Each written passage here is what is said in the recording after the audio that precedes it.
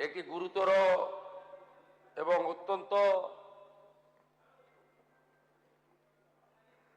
Alarming বিষয়ে আজকে সবাই যখন মিলিত হয় তখন পয়েন্ট অফ অর্ডারের মাধ্যমে মাননীয় বিধায়ক নাগরাকাটা, সম্মানীয় পুনা ভাংরা,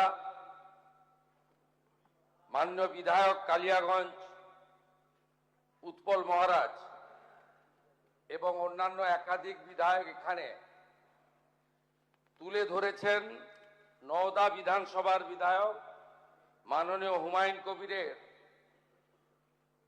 দুটি জায়গায় অত্যন্ত আপত্তিজনক, সাম্প্রদায়িক এবং সমাজ এবং রাজ্যের পক্ষে ক্ষতিকারক বক্তব্যের উপরে আমার সঙ্গে পরিষদীয় মন্ত্রী ডক্টর শঙ্কর ঘোষ যোগাযোগ করেছিলেন।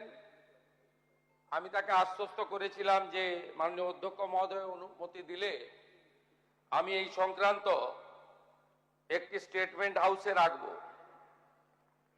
প্রথমত, মাননীয় হুমায়ুন কবির যে বক্তব্য রেখেছেন, এই বক্তব্য আপনাদের কাছে আমি পড়ে শোনাচ্ছি। 26/6/2026 afternoon, Humayun Kabir MLA Nowda AC, তিনি একটি উনার পার্টির মিটিং কাশীপুরে রেজিনগরে করেছেন। সেখানে তিনি বলছেন এই যে অনামিকা ঘোষ, সে ভোটে হেরে মনে করছে আমি এমএলএ, এখানে ভোটে হেরে বিজেপি মনে করছে আমি এমএলএ, এখানে এখন আস্ফালন করে বেড়াচ্ছে। তা আমি শুভেন্দু অধিকারীকে সেদিন বলেছি যে আপনি ভোটে জিতেছেন, আপনার দল জিতেছে, খুব ভালো কথা, কিন্তু মুর্শিদাবাদে আস্ফালনটা একটু কম করবেন। আমি যেদিন ময়দানে মুসলমানদের নিয়ে নেমে যাব না, সেদিন এমন সাটা ভাগা মার শুরু করবে যে আপনাদের পতাকা বহন করার লোক থাকবে না। কেস এরকম কেস আমাদের বহরমপুরে জেল খাটা আছে। 5000 লোককে আপনি বহরমপুর সেন্ট্রাল জেলের যা আয়তন, তাতে 4700 বা 4800-র বেশি লোক ধরে না। লাখে লাখে লোককে রাস্তায় নিয়ে নামাবো আর সাটা ভাঙা মার দেব আর জেলে যাব। কদিন জেলে আটকে রাখতে পারবেন, কত খাওয়াতে পারবেন দেখব। লিমিট যেদিন ক্রস হয়ে যায় না, মাথাটা যেদিন গরম হয়ে যায়, সেদিন আমি এসপি বুঝবো না, চিফ মিনিস্টারে বুঝবো না, আর কে কোথায় থাকলো আর কে কোথায় থাকলো না ওসব বুঝবো না। আমি নিজেই নেতৃত্ব দিয়ে দাঁড়াবো। এটা একটা ইনসিডেন্ট 1। ইনসিডেন্ট 2, শক্তিপুরে দুয়ারা ঘাটে 8 তারিখে, সেখানে উনি বলছেন ভোটের আগের দিন আমার নিজের ভাইপোকে অ্যারেস্ট করেছে এই ওসি। এই আমি তো ভাষা বলতে পারবো না, এই বাচ্চাকে আগে দেখব, তারপরে ভাষাটা আমি অমিট করছি। এই বাচ্চাকে এমন শিক্ষা দেব, এর বাবা 14 গোষ্ঠীর নাম ভুলিয়ে দেব। এ লালগোলাতে 500 মুসলমানের লাইফ শেষ করে দিয়ে এসেছে।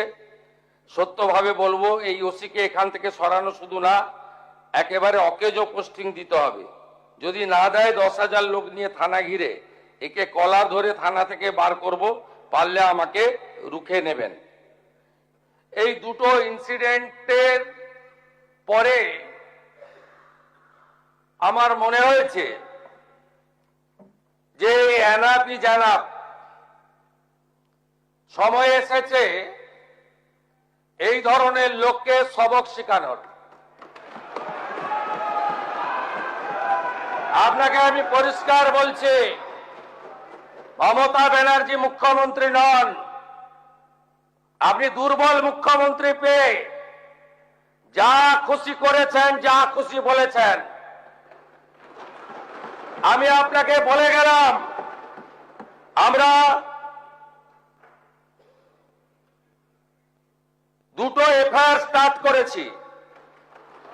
Rejinagar PS case number 219-226, dated 26/6/2026, under section 152, 192, 196, 197, 224, 299, 351 within bracket 2, 352, 353 of the ভারতীয় ন্যায় সংহিতা।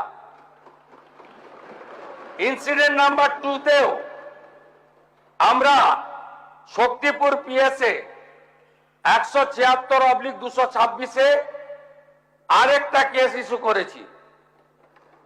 সেই কেসেও আমরা ভারতীয় ন্যায় সংহিতার সমস্ত সেকশন লাগিয়েছি এবং আমি আপনাদেরকে অ্যাসিওর করছি এত বড় ক্ষমতা আপনাকে কেউ দেয়নি।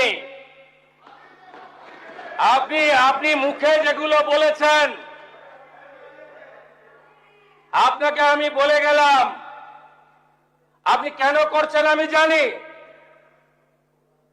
আপনি কেন করছেন রাজনৈতিক কারণটা আমি জানি। আপনার এজেন্ডা 2 ছিল। 1 এজেন্ডা ভরতপুর, রেজিনগর, নওদায় সব নির্বাচিত পঞ্চায়েত যে দলেরই হোক ভেঙে আপনার পার্টিতে নিয়ে যাওয়া। আপনি সেটা করতে পারছেন না। আর দ্বিতীয় হচ্ছে আপনি 2টো সিটে জিতেছেন, নিয়ম মেনে একটাই রিজাইন করেছেন রেজিনগর। আগামী 2-3 মাসের মধ্যে উপনির্বাচন হবে, আপনি আপনার ছেলেকে জেতাতে চাইছেন। 72% মুসলিম আছে, মুসলিম ভোটকে কনসলিডেট করার জন্য আপনি এই খেলাটা খেলছেন। আপনি কান খুলে শুনে রাখুন, আপনাকে এইভাবে ধমক হুমকি বেপরোয়া লাগাম ছাড়া কথা বলতে দেব না, দেব না, দেব না। আপনাকে আমি শুধু 3টে উদাহরণ দিলাম। সন্দেশখালীতে একজন ছিল,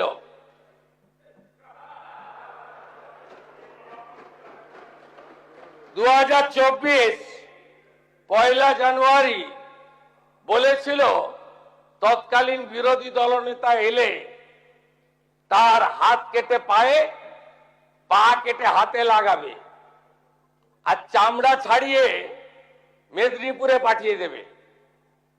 ওর অবস্থা কি হয়েছে সবাই দেখেছে। একই টোন ছিল। আরেকটা জীবনতলার গুন্ডা ক্যানিং ভাঙড়, ওর অবস্থাও কি হয়েছে দেখতে পাচ্ছে সবাই। আরেকটা পুষ্পা ঝুঁকে গায়ে নেই, এমন ঝোঁকা ঝুঁকেছে খালি পায়ে, ছোট প্যান্ট পরে, কান ধরে উঠবস করতে করতে যাচ্ছে। আপনাকে আমি বলে গেলাম পুলিশ তার ব্যবস্থা নেবে। আর আমি 1 সপ্তাহ পরে মুর্শিদাবাদে যাচ্ছি। আমি প্রমাণ করে দেব ভারতবর্ষের সংবিধান, আইন শেষ কথা বলে, কোন বাতেল আবাদ শেষ কথা বলে না।